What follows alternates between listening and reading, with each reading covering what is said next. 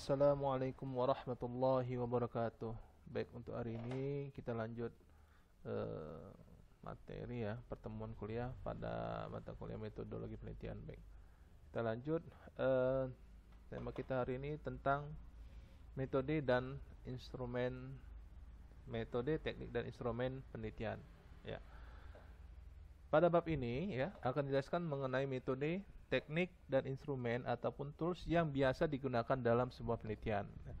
Pada tahap ini seorang peneliti harus melakukan identifikasi alat ataupun tools ataupun apa yang sesuai untuk mengambil data dalam hubungannya dengan tujuan penelitiannya.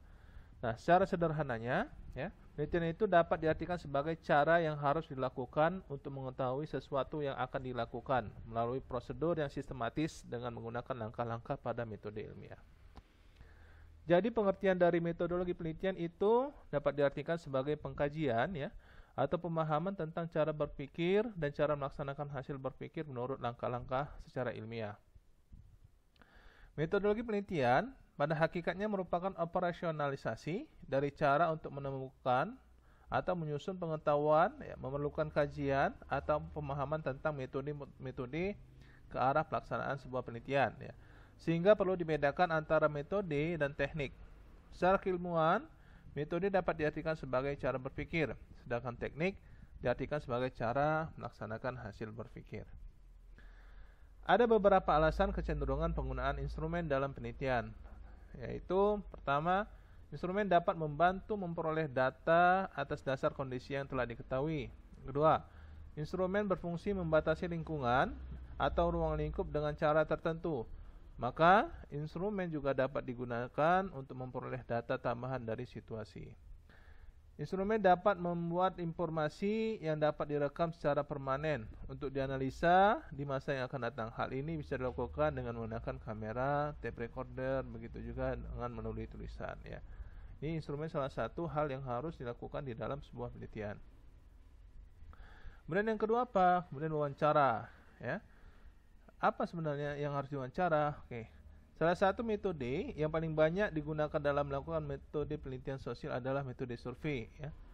Metode survei merupakan penelitian yang menggunakan kuesioner sebagai alat pengumpul data yang tepat. Nah, metode survei merupakan salah satu bentuk penelitian yang melibatkan manusia untuk memperoleh informasi.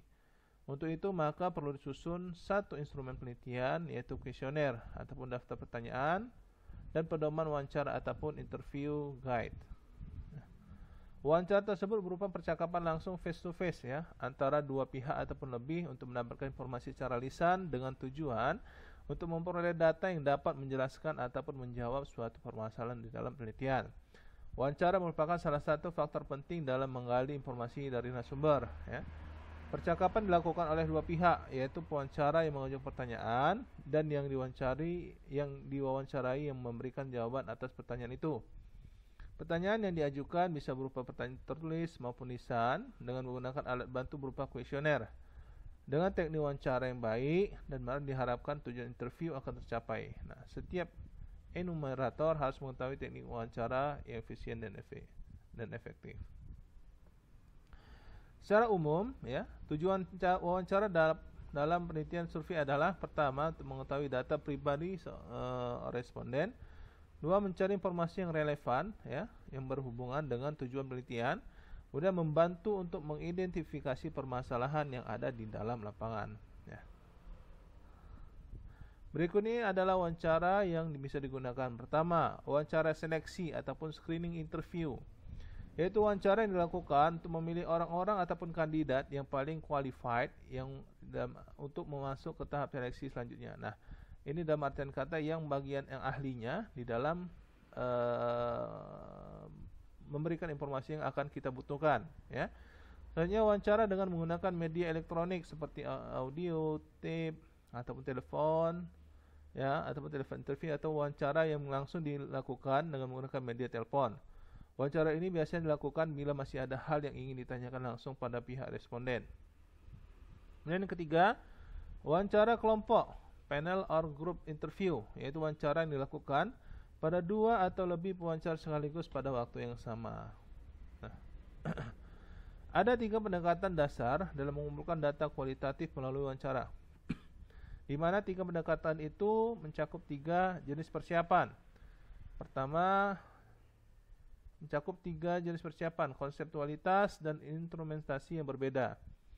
Setiap pendekatan memiliki kekuatan dan kelemahan masing-masing, melayani suatu tujuan yang berbeda. 3 pendekatan itu adalah wawancara, percakapan informal, pendekatan pedoman wawancara umum, dan wawancara terbuka yang dilakukan. Dan tahapan selanjutnya itu kuesioner, ya. Kuesioner merupakan daftar pertanyaan yang diajukan pada seorang responden untuk mencari jawaban dari permasalahan yang akan diteliti. Dalam kuesioner terdapat pertanyaan dan isian yang harus dijawab oleh responden. Jawaban yang diberikan bisa bersifat tertutup, di mana alternatif jawaban telah disediakan oleh peneliti. Dan ada juga jawaban terbuka di mana responden bebas menuliskan jawabannya tanpa adanya paksaan maupun jawaban yang berasal dari kombinasi keduanya yang merupakan campuran dari jawaban tertutup dan terbuka. Nah, kelemahan pengguna kuesioner adalah terbatasnya mendapatkan informasi mengenai kasus-kasus yang sifatnya personal, ya. Karena peneliti hanya menanyakan sepintas saja dan biasanya hanya sekali. Selain itu, hubungan antara peneliti dengan responden hanya bersifat sementara. Kuesioner hanya mengandalkan jawaban-jawaban sepintas dari jawaban responden, sehingga data yang didapatkan sangat bergantung pada kualitas pertanyaan. Jika pertanyaan dipersiapkan dengan seksama, tentu akan menghasilkan jawaban dan data yang lebih lengkap. Jika pertanyaan tidak dipersiapkan dengan baik, akan menghasilkan data yang tidak akurat dan bias yang sangat tinggi. Bias ini berarti data yang tidak jelas, ya.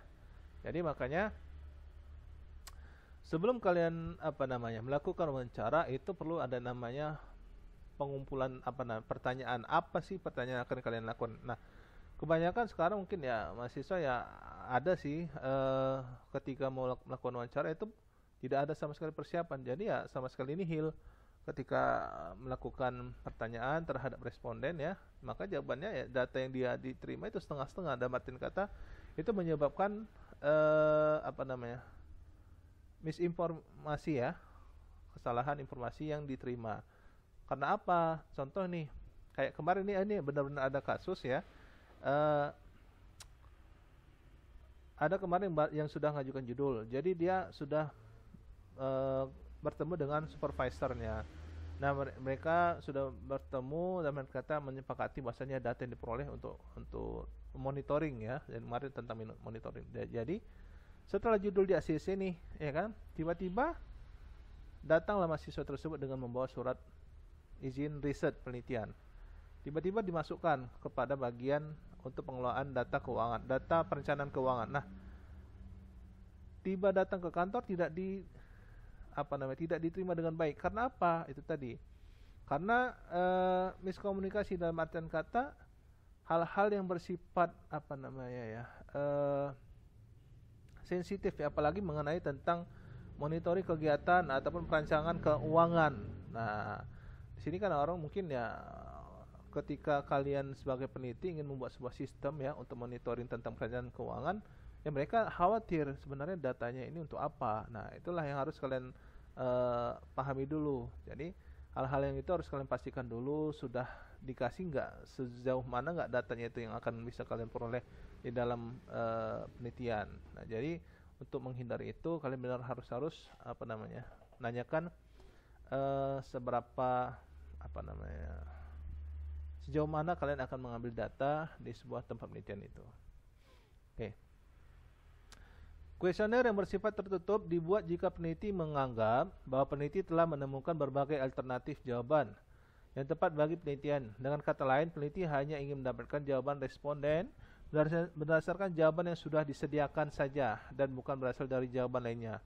Misalnya, jawaban setuju ataupun tidak setuju, ya atau tidak, suka atau tidak suka, dan lain sebagainya. Nah, kuesioner bersifat terbuka disusun karena peneliti ingin mengetahui pendapat responden secara langsung mengenai pertanyaan yang diajukan. Misalnya, bagaimana pendapat Anda dengan perkembangan sistem informasi pada saat ini? Nah, ini salah satu contoh kuesioner bersifat tertutup dan terbuka. Lanjutnya, jenis kuesioner terdiri atas 2 macam, ya, yaitu kuesioner yang diisi langsung oleh responden maupun kuesioner yang diisi melalui email ataupun telepon. Jenis kuesioner pertama dapat dengan baik dilakukan jika peneliti maupun responden memiliki waktu yang cukup untuk menuliskan jawabannya pada kuesioner yang diajukan ataupun diberikan. Nah, kelebihan dari kuesioner ini adalah responden dapat menanyakan langsung pada peneliti jika responden kurang mengerti dengan isi maupun maksud dari pertanyaan yang diajukan. Selain itu, juga peneliti mendorong responden untuk menjawab secara benar dan jujur tanpa adanya campur tangan dari pihak lain. Kelemahannya adalah, jika jumlah respondennya banyak, maka peneliti perlu menambahkan tenaga pencacah. Jika sedikit, peneliti sendiri yang bisa menjadi pencacah. Nah, pencacahnya ini adalah salah satu ketika kalian ingin melakukan kuesioner, kalian yang pemeriksa berdasarkan presentasi dari jawaban yang kalian terima dari responden. Jenis kuesioner yang kedua, yaitu kuesioner yang disebarkan melalui surat, telepon, dan email. Biasanya dilakukan jika responden memiliki tempat tinggal yang relatif jauh dari si peneliti dan tidak mungkin melakukannya secara langsung. Nah, kelemahan dari kuesioner ini adalah selain membutuhkan biaya yang relatif mahal, jumlah kuesioner yang kembalinya biasanya lebih sedikit daripada jumlah kuesioner yang diedarkan. Bila kuesioner yang kembali sedikit, maka akibatnya akan dapat mengganggu hasil penelitian, terutama dalam pengolahan data, karena data yang dikumpulkan tidak cukup akurat untuk diolah. Oke. Baik, mungkin untuk materi hari ini yaitu tentang metode, teknik, serta instrumen dan hal-hal yang perlu di dalam melakukan sebuah penelitian. Baik, untuk itu, jika ada pertanyaan, silakan kita diskusikan ya. Memberikan pertanyaan dan tanggapan di kolom komentar. Sekian, terima kasih. Assalamualaikum warahmatullahi wabarakatuh.